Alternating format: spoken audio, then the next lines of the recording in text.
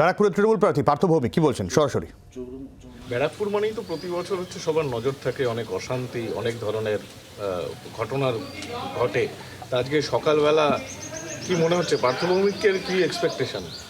আমার তো প্রথম থেকেই একটা এক্সপেকটেশন, ব্যারাকপুরের মানুষ চাইছে গুন্ডা রাজ নয়, ব্যারাকপুরে পার্মানেন্টলি শান্তি থাকে। এবং আপনারা দেখেছেন এই নির্বাচনকে কেন্দ্র করে এখনও অবধি ব্যারাকপুরে কোনো বড় ঘটনা ঘটেনি।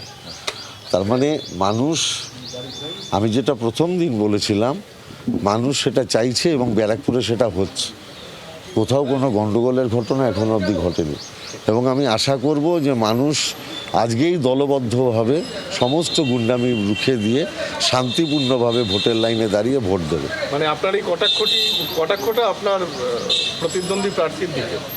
গুন্ডা রাজ নয়, ব্যারাকপুরে শান্তি চাই, এটা যার গায়ে লাগবে সেই নিজেকে গুন্ডা বলে প্রমাণিত করবে। বাংলার আওয়াজ, বাঙালির আবেগ, জি 24 ঘন্টা।